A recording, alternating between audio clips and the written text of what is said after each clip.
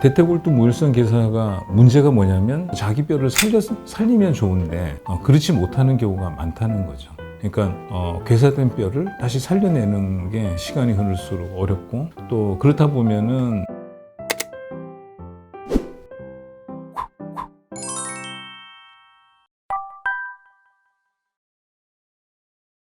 우리가 넓적다리를 대퇴골이라 그러거든요. 그 끝부분에 고관절이랑 만나는 동그란 당구공처럼 생긴 그런 모양이 있는데 대퇴골 두 머리라는 표현을 쓰게 되고요. 이 골두라는 게 막다른 골목입니다. 뼈 같은 거는 중간에 혈관이 여러 군데에 들어갈 수 있는데 혈액순환이 취약하면은 뼈에 혈액 공급이 안 되면서 괴사가 일어날 수가 있습니다. 그게 이제 대퇴골두에 생기는 골괴사라 그러고요. 괴사라는 말이 이제 굉장히 걱정을 많이 하시는 단어거든요. 근데 괴사라는 말은 무슨 고름이 나오고 안에서 뭐 균들이 자라고 하는 그런 심각한 그런 걸 의미하는 것이 아니고, 또 쉽게 얘기해서 이 뼈가 살아 있으려면 혈관이 혈액을 공급해야 되는데 그게 딱 막히니까 이 혈액 공급이 없는 그런 사골, 뼈가 죽어 있는 상태를 얘기하는 거고, 뭐 염증이 아주 심해서 뭐 변화가 계속 생기고 그런 거는 아니라는 거죠. 그래서 쉽게 얘기하면은 계속 옆으로 번지는 게 아니라 한번 뻥 터져서 혈관이 막혀버리면은 그걸로 끝난 거라는 거죠. 근데 문제는 이 뼈가 이제 혈액이 안 통하고 그러면은 뼈의 강도가 약해집니다. 관절을 갖다가 지탱을 해줘야 되는데 뼈가 약하니까 평소에 생활하는데 별것도 안 했는데도 이 뼈가 약하니까 관절이 무너지는 거죠. 그러니까 요즘 뭐 싱크홀이니 뭐 그런 얘기 하지 않습니까? 지반이 약하면 이제 아스팔트가 푹 꺼진 것처럼 보시게 될 거예요. 그래서 제가 이제 표현을 할 때 아스팔트를 관절 연골이라고 표현을 하고 밑에 이제 깔려 있는 그 지반을 이제 뼈라고 얘기하는데, 그러니까 아스팔트가 다른 건 관절염이고 그 밑에 지반이 무너지는 거는 이제 대퇴골두에 괴사가 와서 관절도 따라서 이제 무너지는 그런 병이다. 그게 하면 이해하기 좀 쉬울 겁니다.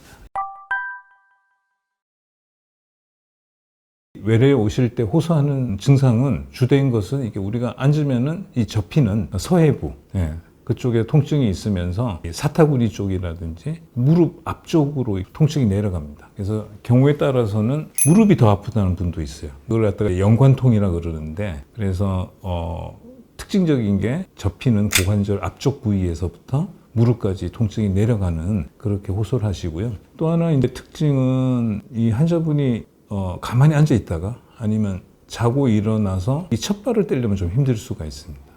그러다가 몇 발짝 이제 걷기 시작하면은 좀 증상이 좀 완화되는 듯 하고, 그러나 많이는 못 걸어요. 또 많이 걸으면 또 증상이 생기고, 그리고 이제 우리가 보통 이제 간단히 해볼 수 있는 거는 우리가 책상다리 한번 해보는 겁니다. 그러면 이제 관절이 비틀리게 되니까 증상이 유발이 되는 거죠. 그래서 특정 자세에서 통증이 유발된다. 그러면은 문제가 있을 수 있겠다 하는 생각을 해볼 수 있겠습니다.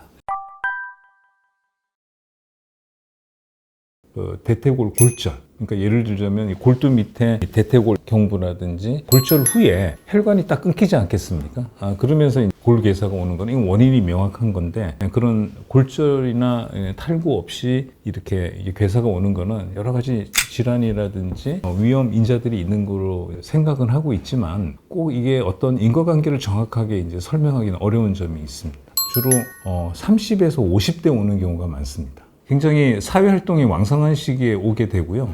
이분들을 이렇게 보게 되면 우리나라에서는 특유의 그 음주 문화가 있지 않습니까? 특히 소주. 그런 것 갖다가 자주 또 과음을 하시는 분들이 많습니다. 그래서 외래로 오시는 분들 보면 그 나이 때 오시면 항상 물어보거든요. 왜냐면은 그거랑 관련이 많기 때문에. 그리고 이제 어떤 특정 질환으로 인해서 스테로이드를 꼭 써야 되시는 분들이 있어요. 그래서 그걸 장기간 쓰신 분들한테는 이런 골괴사가 오실 수가 있거든요. 예를 들자면 뇌를 다쳐서 뇌합이 올라갔다든지 아니면 또 류마티스 관절염이 있다든지 콩팥이 안 좋고 조직 이식을 하는 경우에 스테로이드를 쓰는 경우가 많은데, 그런 군에서 거의 안 쓰는 군에 비해서 높습니다. 대퇴골두 무혈성 괴사가 문제가 뭐냐면 자기 뼈를 살리면 좋은데 그렇지 못하는 경우가 많다는 거죠. 막다른 골목에서 끝부분이 혈액순환이 안 되다 보니까 한쪽에서 혈관이 막혀버리면 다른 쪽에서 들어올 길이 없는 거죠. 이런 팔이나 다리 우리가 골절이 오는 것들은 사방 팔방으로 열려 있는 어떤 그러니까 혈관이 어디에서 들어올 수 있는 그런 조건이 되기 때문에 뼈가 잘 붙고. 근데 골괴사에서는 그런 반응이 안 일어나요. 그런 반응이 일어나려면 혈액이 공급이 돼야 되거든요. 근데 혈액 공급이 차단되다 보니까 이 새로운 뼈로 만들어낼 수가 없는 것이죠. 또 그렇다 보면은 이게 병이 진행을 한다 그러면은 인공관절 치환술을 할 수밖에 없는 그런 상황이 돼버리거든요. 그래서 과거에는 인공관절 치환술의 가장 많은 원인이 대퇴골두 무혈성 괴사였어요. 지금은 좀 변화하고 있지만은 특별한 수술을 안 하고 할 수 있는 치료법이 마땅한 것이 없고, 또 이미 발견됐을 때는 좀 병이 진행됐을 가능성이 많고, 대부분 물어보면 한 2달 정도 됐다 그래요. 왜 그러냐면은 괴사가 뼈 속에만 괴사가 있을 때는 증상이 없습니다.